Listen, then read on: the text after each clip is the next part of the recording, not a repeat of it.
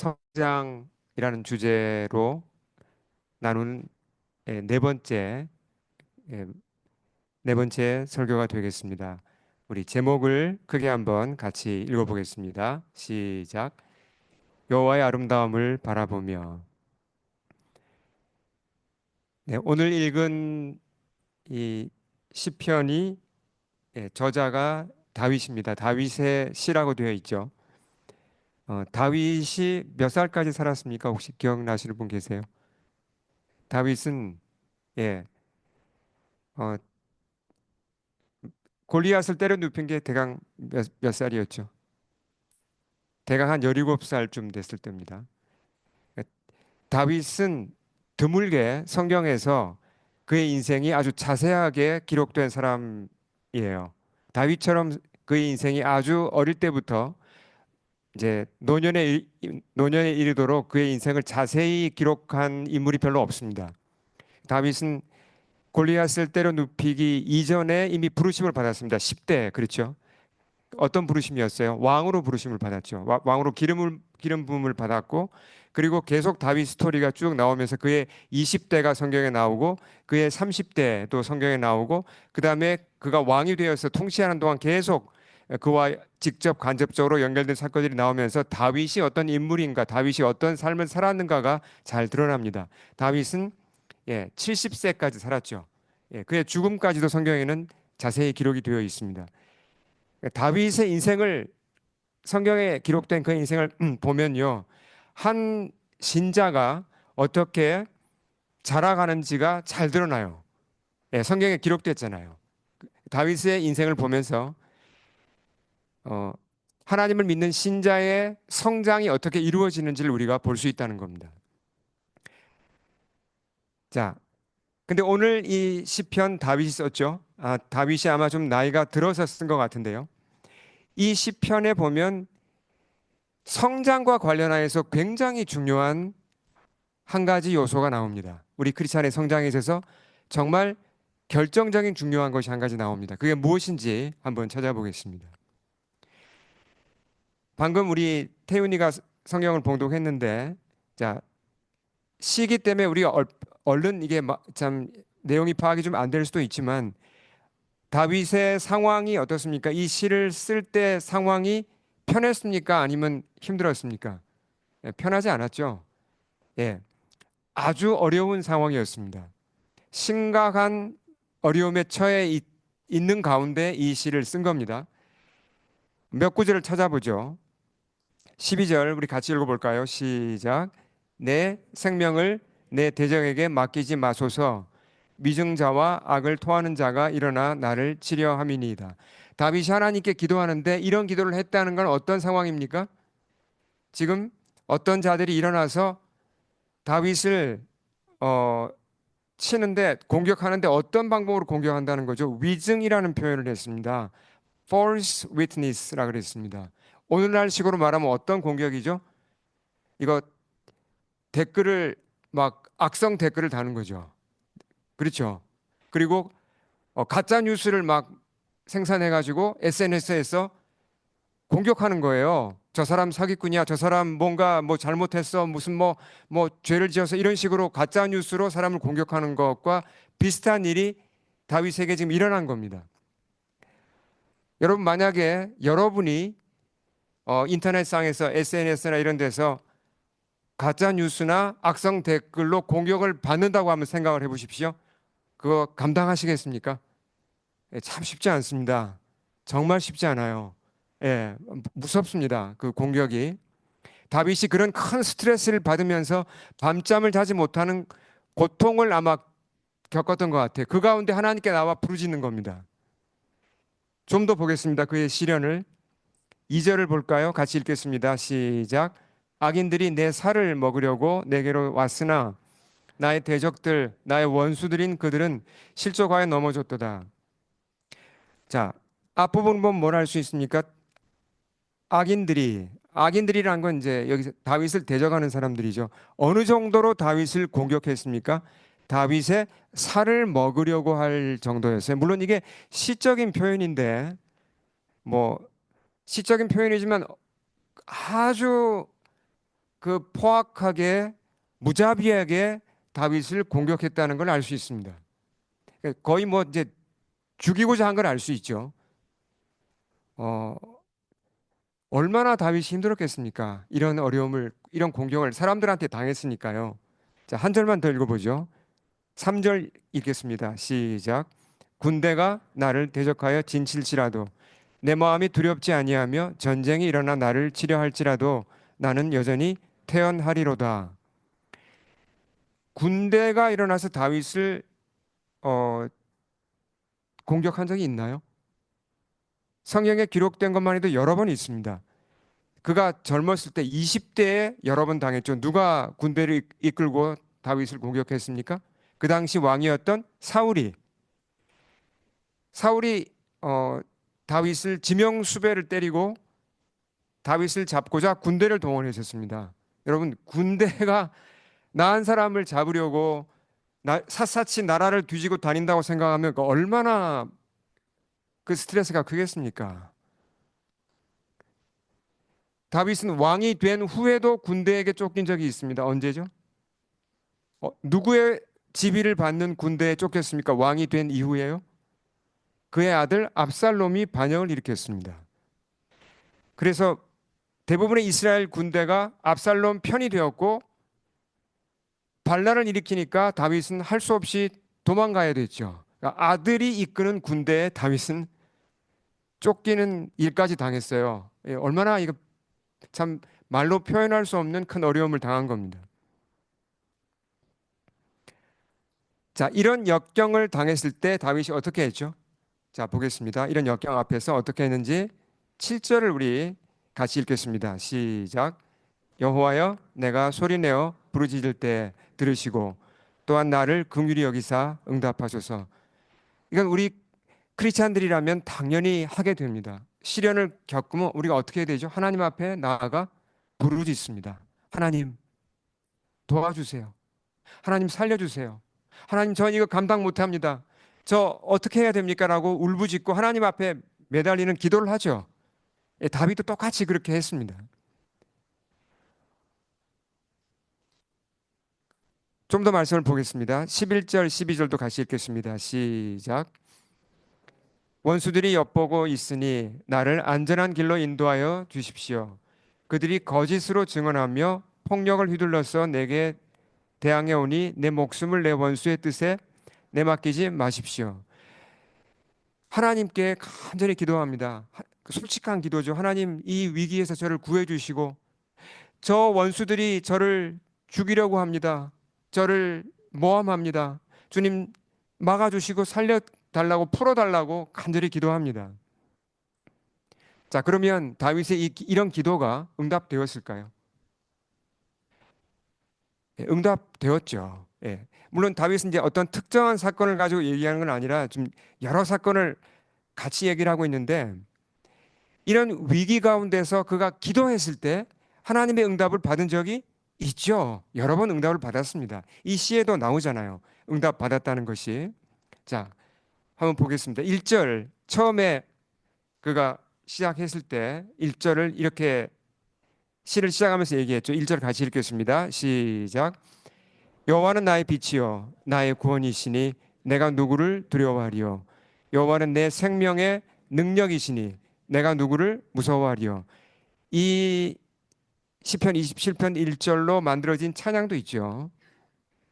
자, 그가 하나님의 응답하심을 경험했습니다. 하나님이 그 원수들을 막아주시고 사울을 막아주시고 압살롬을 막아주시고 다윗을 구해주신 것을 여러 번 경험한 겁니다. 그 절망적인 상황에서 그를 건져주신 것을 다윗은 여러 번 체험했죠. 하나님을 경험했습니다. 네. 자, 그럼 우리 한번 정리를 해보겠습니다. 지금까지 다윗이 얘기한 걸 이제 스테이지라고 영어로 이제 스테이지라고 부를 수 있고 이게 꼭 뭐 순서가 있는 건 아닌데요. 이제 몇 가지 스테이지로 단계로 나눌 수가 있어요. 자, 제가 이렇게 세 가지로 썼습니다. 같이 읽어볼까요? 앞에 세 가지 단계를 시작. 시련 단계, 기도 단계, 기도 응답 단계. 예, 순서는 없다고 그랬습니다. 이게 뭐 섞일 수도 있고 바뀔 수도 있는데요. 시련을 받는 스테이지가 있습니다. 우리 인생에 시련이 다가오죠. 그렇죠? 믿는 자라면 크리스찬이라면 시련 앞에서 뭘 합니까? 기도합니까, 여러분? 예, 기도 안 하면 그분은 크리스찬이라고 할 수는 없죠. 우린 크리스찬들은 기도합니다. 그러니까 기도 단계로 들어가죠.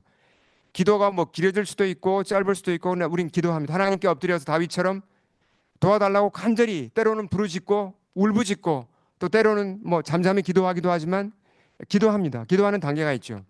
그럼 기도가 응답되는 단계가 있습니까?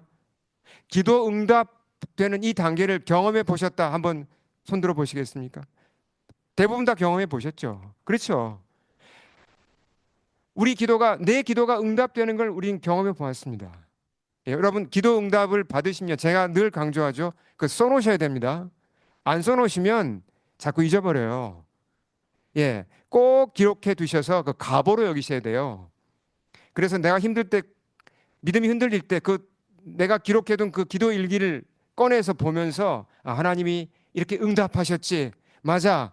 하나님 신실하시지. 이걸 기억하고 상기하면서 다시 힘을 얻고 그리고 뭐 가정 예배 때나 또 자녀들하고 나눔을 할 때 그런 얘기를 해줄 수 있는 것이고 얼마나 소중한 영적 재산입니까? 꼭 응답받은 것들은 기록해 두시기 바랍니다.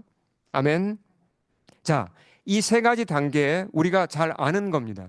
예, 시련이 오고 또 우린 기도합니다. 또 기도가 응답될 때도 있는데 기도가 응답 안 될 때도 있습니까? 예, 기도 응답이 안 될 때도 있어요. 어떻게 보면 기도 응답이 안 될 때가 더 많아요. 예. 아무리 기도해도 어떤 기도 제목에는 답이 없습니다. 하나님이 우리에게 기다리라고도 하시고 또 어떤 건 노라고도 하십니다. 근데 어떤 데는 또 분명히 하나님의 응답이 나타납니다. 그렇죠? 이러면서 우리 신앙이 이제 자라가는 거예요. 시련 속에 기도하고 하나님 의지하고 기도한다는 건 하나님 의지한다는 거잖아요. 또 응답 받기도 하고 한 번 응답을 받으면 얼마나 큰 용기를 얻어요. 야, 하나님이 나를 아신다. 하나님이 내 사정을 아신다. 맞아. 하나님이 이렇게 기가 막히게 나를 돌아보시는구나. 하나님 신실하시다라고 정말 내 믿음이 올라갑니까? 올라가죠.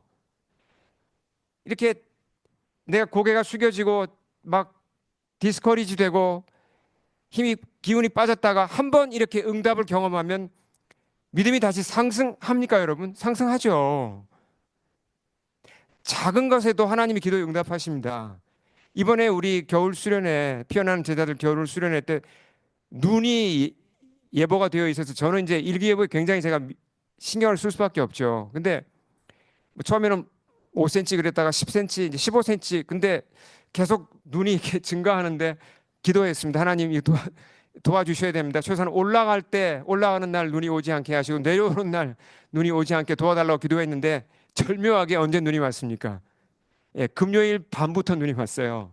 금요일 밤부터 토요일 오전까지 15cm 눈이 왔습니다. 올라가는 날 오지 않았고 내려오는 오늘 오전에 눈이 오지 않았습니다. 저는 이게 하나님의 응답이라고 믿습니다. 작은 거지만 결코 작은 게 아니에요. 이런 체험을 하면서도 야, 하나님이 우리 기도를 들으시는구나. 하나님 신실하시구나. 이렇게 한번 경험하게 되면 내 믿음이 올라가죠. 맞습니까, 여러분? 네. 자, 기도하고 기도의 응답을 받는 것, 하나님을 체험하는 것 참 중요한데요. 여기서 멈춘다면 문제가 있습니다. 무슨 얘기냐면 내가 기도해서 기도의 응답 받고 하나님 경험하고 때로는 응답이 없으면 또 내가 인내하고 뭐 씨름하죠 하나님 앞에서. 그러다가 이제 또 응답 받고 응답 받는 단계가 참 기쁘고 감사한데요. 만일 여기서 우리가 멈춘다면 문제가 있다는 겁니다. 왜 문제가 있죠? 그 다음 굉장히 중요한 단계가 있기 때문입니다. 그게 뭘까요? 그게 뭔지를 아마 여러분이 아시는 건데 오늘 정리를 한번 잘 해보겠습니다. 그 다음 단계가 뭘까? 자, 찾아보죠. 다시 시편으로 돌아가서 다윗의 입장을 한번 생각해 보겠습니다. 다윗이 이 시편을 쓸 당시에 모든 문제가 해결됐습니까? 대적이 다 이제 다 격퇴되었고 평정되었고 문제가 다 풀렸습니까? 아니면 여전히 문제가 있었습니까? 여전히 문제가 있었어요. 시편 읽어보면 우리가 분명히 알 수 있잖아요. 여전히 문제 가운데 있었어요. 그가 모함받고 그가 살을 먹으려고 오는 그의 원수들이 여전히 있었습니다. 아직 뭐 완전히 응답된 게 아니에요.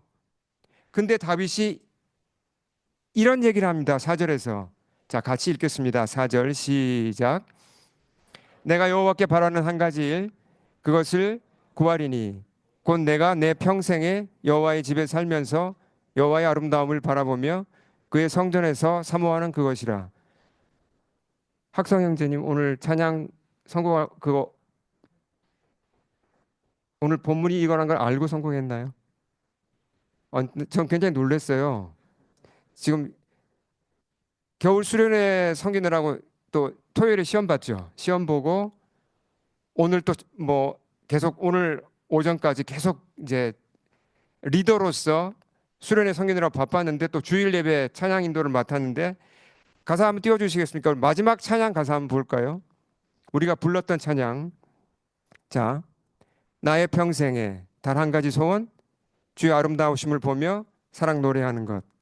다음 페이지요. 나의 왕 되신 주님의 얼굴 구하며 이따가 이건 또 나옵니다. 이게 시편 27편이에요. 이게 오늘 주제입니다. 근데 어떻게 신기하게 이 찬양이 이 가사가 찬양이 별로 안 나와요. 아주 드물게 나오는 건데 이게 오늘 선택을 받아서 학성 형제하고 저 사이에 하나님이 계시니까 이렇게 연결을 해 주셔서 이 찬양을 입으로 고백하게 했습니다. 참 놀랍습니다. 예. 이 찬양 제목이 뭐죠? 한 가지 소원, 소원인가 한 가지 소원인가? 소원. 예. 예, 정말 좋은 찬양인데요. 다시 4절로 가보겠습니다. 자, 다시 한번 읽어볼까요? 4절 시작.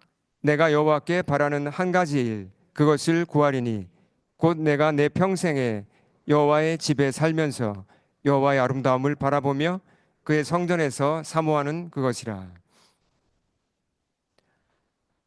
어, 밑에 영어로 된 것이 보통은 저희가 ESV를 쓰는데 NIV가 좀 더 잘 맞기 때문에 NIV를 썼습니다. NIV에 보시면 또 표현이 좀 명확합니다. 여호와께 내가 바라는 한 가지 일이라는 표현이 이게 무슨 말이죠? 한 가지 일. NIV 이렇게 표현했습니다. One thing I ask from the Lord, this only do I seek. 그랬습니다. 뭡니까 이건? 설명하자면 이런 겁니다. 내가 여호와께 바라는 오직 한 가지라는 뜻이에요. 오직 한 가지. 좀 더 부연 설명을 하면 여호와여, 저에게는 이것이 가장 중요하니까 주님 다른 것은 혹시 주님이 안 주셔도 좋으나 이것만은 꼭 주십시오라는 그 한 가지예요. 다윗이 가장 바라는 다른 건 다 놓쳐도 하나님 이것만은 놓치고 싶지 않습니다. 이것만은 주시옵소서라고 그가 기도하는 그 한 가지란 뜻입니다. 그게 뭐예요? 내 평생에 여호와의 집에 살면서 이건 여호와의 임재 가운데 있겠다는 뜻이죠. 여호와의 임재 가운데 여호와의 아름다움을 바라보는 것입니다. 여호와의 임재 가운데 여호와를 바라보는 것, 그분을 사모하는 것이라 그랬습니다. 이거 한 가지 다윗이 이것만은 놓치고 싶지 않다고 그럽니다.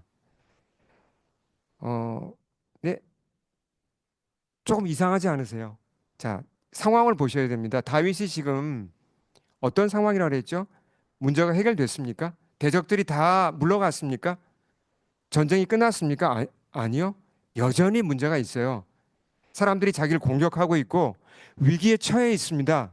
근데 그런 상황에서 한 가지 가장 간절한 소원을 여러분 뭐라고 말씀하시겠습니까? 하나님, 제발 이 상황에서 구해주세요라고 기도해야 되는 거 아닌가요?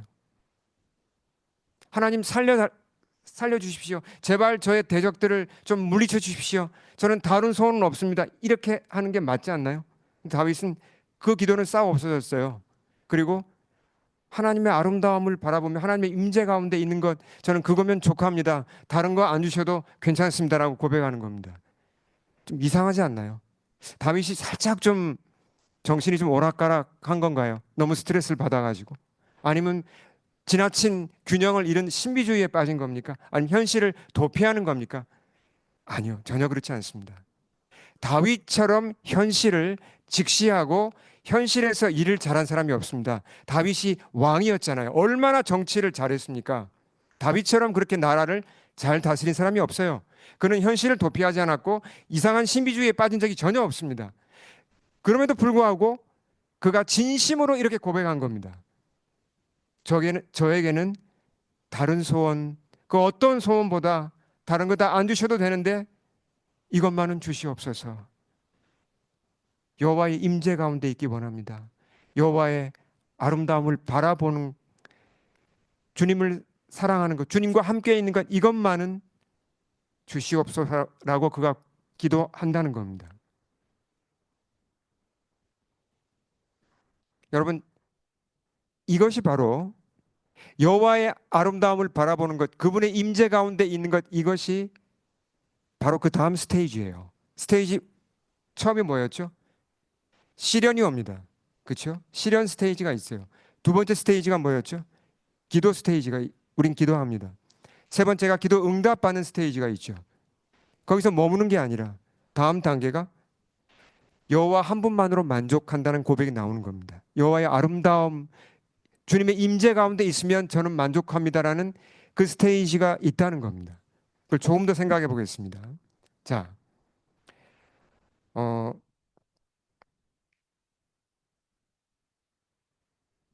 하나님이 아름답다는 게 무슨 말이죠, 여러분? 하나님이 아름답다. 하나님이 아름답다.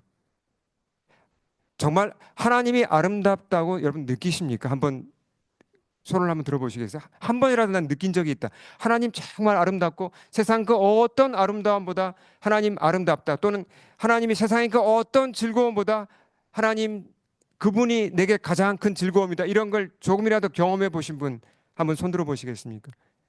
많을 겁니다. 그렇죠? 우리가 그 경험해 보신 분들은 알아요. 하나님 아름다우십니다. 이건 그분의 존재 자체가 너무나 높고 존귀하고 최고의 보물이란 뜻이잖아요. 우리의 영혼, 사람의 영혼이 참 이게 특이해요. 우리가 바라고 찾는 게 많잖아요. 우리는 사랑을 많이 받아야 됩니다. 가족의 사랑도 받아야 되고, 그렇죠? 또 사랑을 또 주고받는 게 얼마나 중요합니까? 그리고 우리에게 기본적으로 필요한 그런 집이 필요하고 또 우리에게 어느 정도 그런 환경이 필요하고 우리에게 또 교제하는 기쁨이 필요하고 그렇지만 우리의 영혼은 하나님과 정말 긴밀하게 연결되고 그분을 알아갈 때만 채워지는 건 맞습니까? 맞다고 생각하시면 아멘 해볼까요? 아멘. 그러면 하나님은 하나님의 아름답다라고 했는데 하나님은 우리에게 기쁨을 주십니까? 기쁨을 주시죠. 그러니까 하나님이 주시는 기쁨은 어느 정도 알고 나면 끝나는 기쁨입니까? 아니면 알면 알수록 더 깊어지고 더 깊어지고 내가 평생 다 바쳐도 그 하나님을 다 알 수 없고 그건 너무나 무한한 기쁨이 그 속에 있는 겁니까? 어느 쪽이죠? 후자입니다, 당연히. 하나님이 아름답다고 한 것은 하나님에게는 그 기쁨의 끝이 없습니다. 우리가 좀 살짝 죄송한 얘기지만 연애할 때 여러분 어느 정도로 상대방에게 반하셨죠? 연애할 때. 예.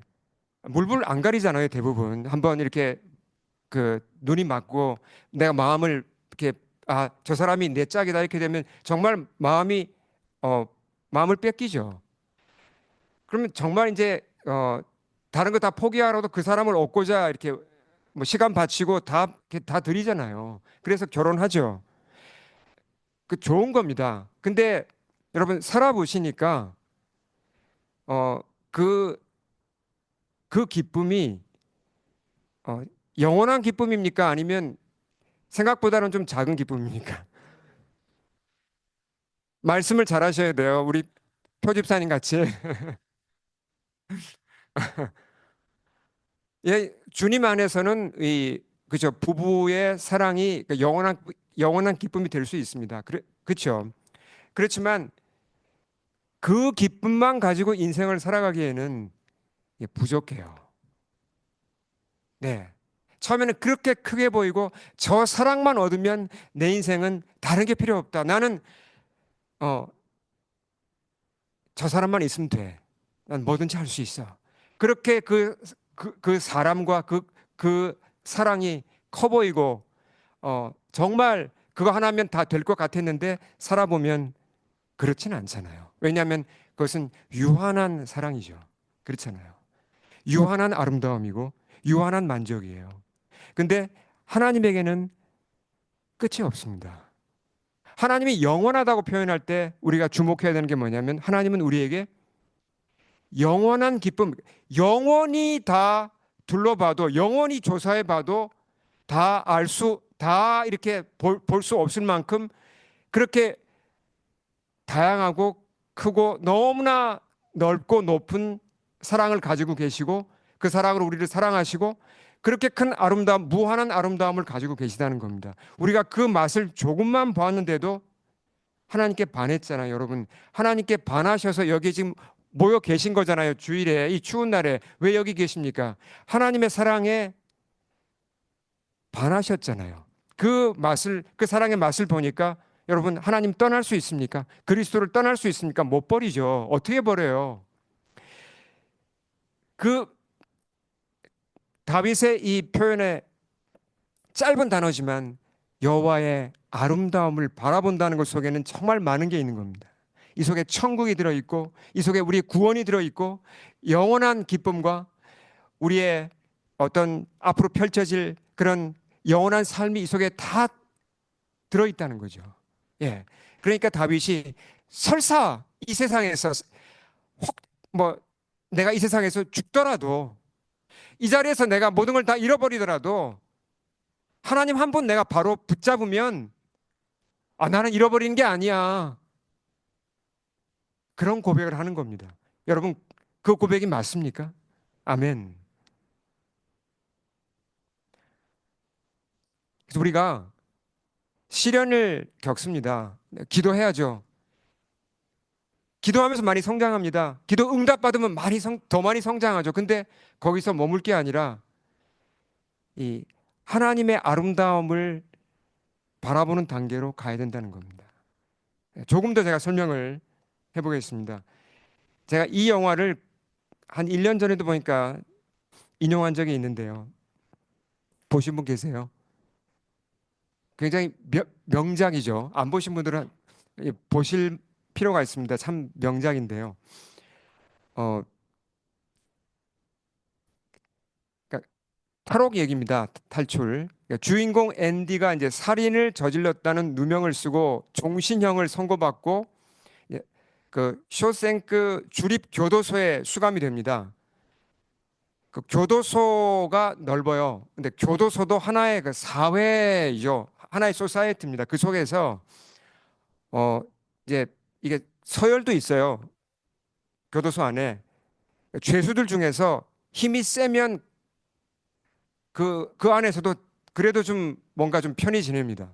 그리고 돈이 좀 많아가지고 간수들이나 교도소장한테 좀 이렇게 뇌물도 주고 아부하면 그 죄수지만 좀 편하게 지낼 수가 있어요. 근데 여러분 이렇게 영화 얘기는 여기까지입니다. 이제 제가 영화를 인용한 게 이제 이 주인공이 여기서 이제 탈출을 하는 얘기인데요. 자, 이런 가정을 한번 해보겠습니다. 이 영화에다가 제가 덧붙인 얘기입니다. 어떤 아주 그 능력이 많은 자가 능력이 탁월한 사람이 이 쇼생크 감옥에 와서 죄수들한테 당신들 나를 믿고 나를 따르면 내가 탈출시켜 주겠다. 저 멕시코 칸쿤 같은데 가서 정말 법적으로 아무 문제 없이 거기서 평생 살도록 내가 해주겠다. 진짜 그렇게 할 수 있는 사람이 와서 죄수들에게 탈옥시켜 주겠다고 그랬어요.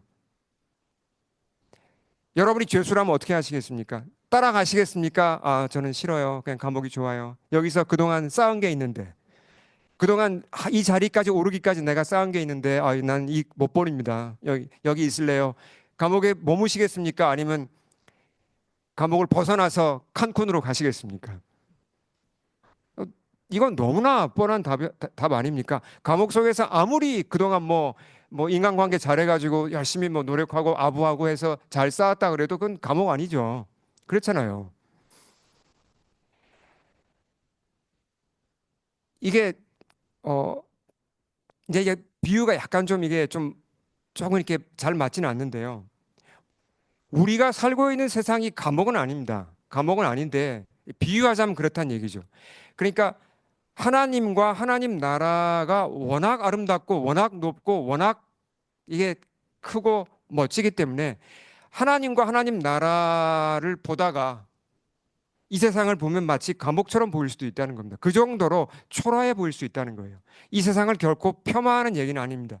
오히려 하나님 나라가 그만큼 높고 그만큼 아름답다는 거예요. 이 비교할 수 없다 보니까 할 수 없이 감옥이라는 걸 제가 가지고 왔는데요. 예. 제가 20살 때 참 그 대학에 들어가고 어 이렇게 체구는 작았지만 좀 야심이 많았어요. 예. 그러니까 어떻게 보면 이제 거친 세상에서 살아남다 보니까 이제 그런 좀 이제 좀 뭐 그런 이제 끈기와 좀 그런 이제 뭔가 이렇게 좀 그런 이렇게 뭔가 이렇게 맷집이 생긴 것 같아요. 그래서 이제 막 열심히 공부해가지고 이제 제가 공대였으니까 그 재료공학 분야에서 뭔가 이렇게 성공해서 막 경쟁자들을 다 물리치고 뭔가 이루고자 하는 그런 소원으로 충만했었습니다. 그리고 제가 이제 선택한 그 전공이 참 전 좋았어요. 예. 이제 상당히 이제 그 유망한 그런 이제 분야였고요. 그 당시 이제 재료공학, 뭐 반도체 재료 이런 것들이. 근데 20살에 제가 예수님을 만났습니다. 거듭났어요. 그리고 주님과의 그 사랑에 빠졌어요. 예배드리고 성경 공부하고 물론 이제 대학 생활 하면서 그렇게 했지만 주님을 알아갈수록 이 혼란이 오는 거예요. 그러니까 주님이 너무 좋으니까 그러니까 성경을 공부하고 예배드리고 이 주님의 임재 가운데 나가고 회개해서 용서받고 기도에 응답받고 이런 것들이 너무 좋으니까 이제 세상 것들이 이게 좀 시시하게 보이는 거예요. 예. 이건 이제 오해하시면 안 됩니다. 이것도 제 전공이나 세상이 이게 하찮은 거다 그런 뜻이 아니라 제가 새롭게 알게 된 그리스도가 너무나 높고 너무나 크신 분이라는 걸 알게 되니까 상대적으로 세상 공부나 이런 것들이 아, 이거 사실 알고 보니까 별거 아니었네. 이렇게 이제 보였다는 겁니다. 물론 중요하죠. 그 후에도 저는 열심히 공부해서 제 분야에서 박사학위를 받았습니다. 예, 다 아시잖아요. 저 세상에서 열심히 살았어요. 그렇지만 이제 제가 지금 설명드리는 요지는 아시겠죠. 그만큼 우리 주님이 크고 놀랍고 아름다운 분이라는 겁니다. 예, 이 발견이 있어야 된다는 겁니다. 이 사모함이 있어야 돼요. 우리 이번 겨울 수련회 때 피어난 제자들 우리 여러분 주님의 아름다우심을 조금이라도 체험하셨습니까? 예. 한번 아멘 해볼까요? 아멘. 수련회는 참 좋은 기회죠. 예. 그 주님이 우리 하나님이 또 그분의 말씀이 그분의 나라가 뭐 아빠 엄마만 좋아하고 뭐 나한테는 지루한 그런 게 아니라 정말 하나님을 만나고 하나님과 함께 있는다는 하나님 따라간다는 게 이렇게 좋다는 걸 맛볼 수 있는 참 아주 좋은 기회죠. 예. 우리 여러 친구들이 그런 체험을 했다고 저는 믿습니다. 하나님께 감사하죠. 자, 조금 더 다윗이 한 경험을 보겠습니다. 우리 8절 같이 읽어보겠습니다. 예, 시작. 너희는 내 얼굴을 찾으라 하실 때 내가 마음으로 주께 말하되 여호와여 내가 주의 얼굴을 찾으리이다 하였나이다. 하나님도 다윗에게, 다윗과 당신의 백성에게 뭐라고 권면하셨죠? 영어 표현해 보시면 You have said, you가 하나님이죠. 하나님이 말씀하셨습니다. Seek my face. 하나님이 다윗과 백성들에게 이렇게 말씀하신 거예요. 얘들아, 뭘 찾으라고요? 나의 얼굴을 찾으라고 한 겁니다. 하나님의 얼굴을 찾는다는 건 그분의 임재 가운데 나가는 거고 그분의 아름다움을 찾는 것과 같은 뜻이에요. 예. 물론 하나님이 우리에게 기도하라고 하십니다. 문제가 있으면 기도하라고 하시고 아프면 치료를 위해 기도하라고 하십니다. 그것도 기도해야죠. 그러나 거기서 멈추면 안 되고 어디까지 기도해야 되죠? 어디까지 찾아야 되죠? 하나님의 얼굴 찾는 데까지 가야 된다는 거죠. 네. 다윗이 뭐라고 고백합니까? 그러니까 하나님의 이 권면하심에 그가 응답합니다. 주께 말하되 여호와여 내가 주의 얼굴을 찾으리이다. 주의 얼굴을 찾으리이다. 예. 이렇게 다윗이 문제 해결보다도 하나님 자체가 더 귀하다는 걸 알았기 때문에 다윗이 참 정말 누구보다도 더 성장한 사람이 되고 성숙한 사람이 된 거예요. 우리 신앙생활이 잘못하면요,